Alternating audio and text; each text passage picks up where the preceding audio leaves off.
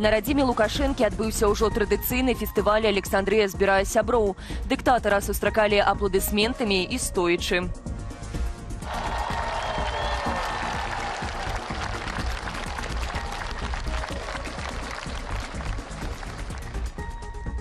Пасля свайго выступу Лукашенко застаўся глядзець канцэрт. Праваручы ад 70-гадовага дыктатара сядзеў малодшы сын Мікалай. Тады, як злева побач з ім была 27-гадовая працаўніца мытні Уладлена Зайцева. Дзяўчыну не ўпершыню заўважаюць з Лукашэнкам. Раней яна суправаджала яго на навагодніх балях у 21 і 23 годзе, а таксама складала узурпатару кампанію на святкаванні купаля 2 гады таму. Так званы дэпутат Палаты прадстаўнікоў Олег Гадюкевіч у сваім тэлеграм-канале заклікаў да нападаў на беларускія дэмакратычныя сілы за мяжою. Маўляў, гэта можа залічыцца тым беларусам, якія з'ехалі з краіны праз палітычны пераслед, але цяпер хочуць вярнуцца. За прыклад, Гайдукевіч узяў нядаўні напад у Варшаве на Паўла Латушку. Берешь пустое ведро, подходишь к Латушка, Вечерка или Тихановскому, пластмассовое, чтобы не поранить. Кидаешь в них ведро, в Тихановскую не надо, женщина, и возвращаешься домой. Я думаю, что даже этот поступок будет зачтен соответствующими органами при возвращении. Дэмаграфічная катастрофа. Колькасць немаўлятаў, народжаных у Менску за апошнія 5 гадоў, скарацілася амаль на траціну. Такую статыстыку інтэрв'ю парталу Smart Press дала загадчыца жаночай кансультацыі першай гарадской клінічнай больніцы Менску Александр Шкарупа. Калі ў 2020-м у беларускай сталіцы на свет нарадзіліся больш за 17 тысяч немаўлятаў, то летась толькі 12 тысячаў. Доктарка зазначыла, што назіраецца павелічэнне сярэдняга ўзросту парадзіх, а колькасць тых, хто чакае дзіця са спадарожнымі паталогіямі, за апошнія 5 гадоў павялічылася амаль удвая. Раней Белстат упершыню з часоў пандэміі апублікаваў звесткі пра нараджальнасць у Беларусі. Летась у краіне нарадзіліся меней за 59 тысяч дзяцей, што ўдвая менш за паказнік 10-гадовай даўніны. Прадавалі псеўдапрэпараты пад выглядам алтайскіх траваў, заклікалі хранічна хворых адмовіцца ад сапраўдных медыкаментаў. У эфіры праўладнага тэлеканалу ОНТ распавялі падрабязнасці схемаў махлярскіх кол-цэнтраў, што навязвалі беларускім пенсіянерам небяспечныя для здароўя біядабаўкі. Рэклама БАДу адбывалася праз псеўдасайты, брашуры ды тэлемаркетынг. Пасля першай замовы махляры ўгаворвалі пенсіянеру набываць прадукцыю цэлымі скрынямі. Пры гэтым прадавалі прэпараты ў дзесяткі разоў даражэй за рэальны кошт. Экспертыза паказала наяўнасць у частцы прадукцыі забароненых сродкаў або актыўных фармакалагічных субстанцыяў. Прыём гэтых медыкаментаў дыябетыкамі і людзьмі з хваробамі сэрца мог прывесці да лятальнага выніку. Сетку ашуканскіх кол-цэнтраў выкрылі ў чэрвені. Тады сілавікі затрымалі не менш як 56 асобаў, датычных да збыту БАДаў. 2 чалавекі загінулі ў выніку дарожнага здарэння на Меншчыне.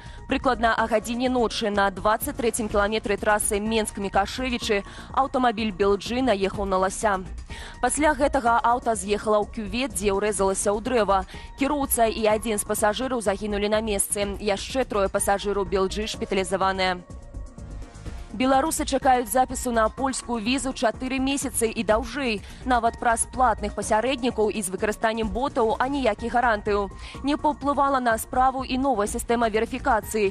Пра складаную сітуацыю з Шэнгенам пагутарылі з беларусамі мае калегі са старонкі belsat.eu.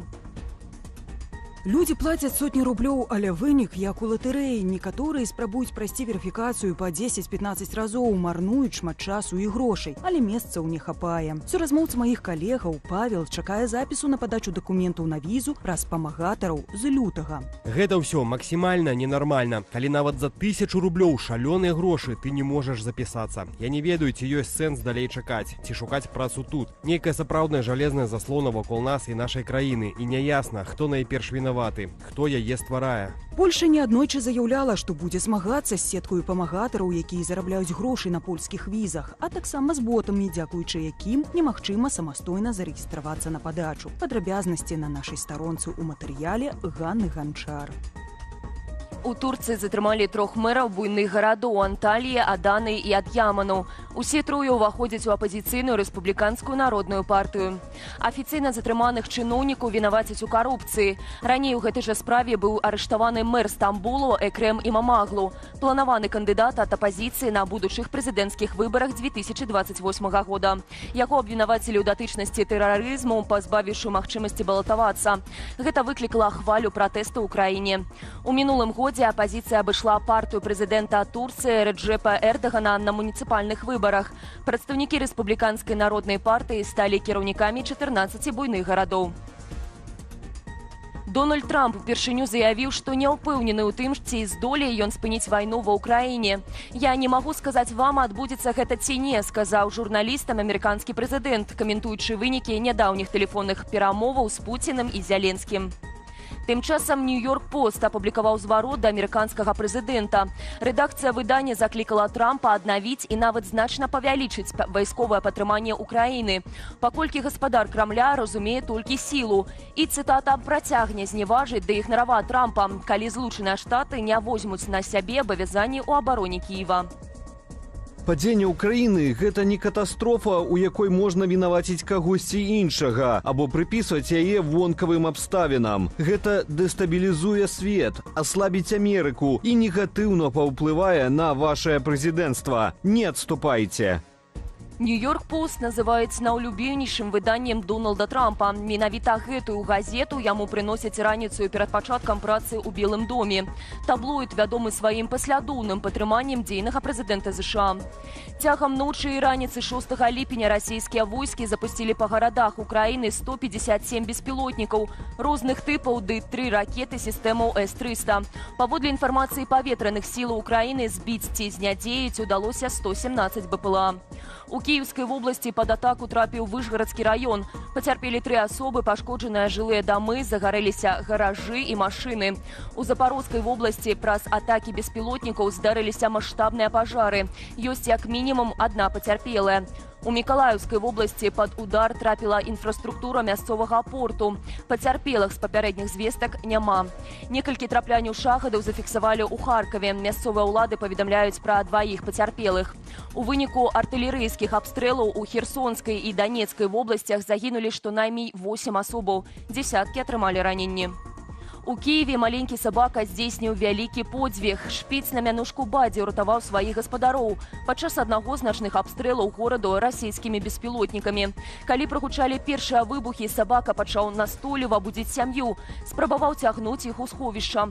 Паводле гаспадароў, калі б не бадзе, яны не паспелі б схавацца і маглі б загінуць. Відэа проста цяпер, а таксама на нашым старонцы ў Фейсбуку.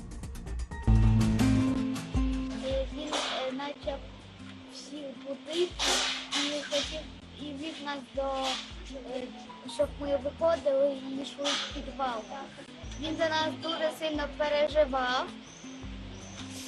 І якщо б не він, то ми б загинули.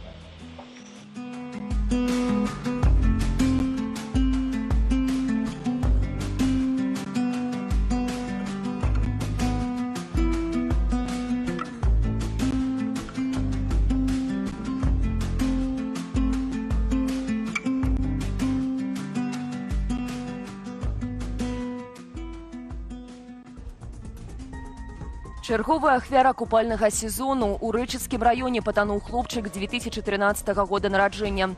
Адзначаецца, што падлетак плаваў у рацэ разам з бацькам. У нейкі момант яго пачало зносіць цячэннем, хлапец праваліўся ў яму і сышоў пад ваду. Прыбылыя на месца трагедыі ратаўнікі знайшлі цела за 10 метраў ад берагу на глыбіні 1,5 метра.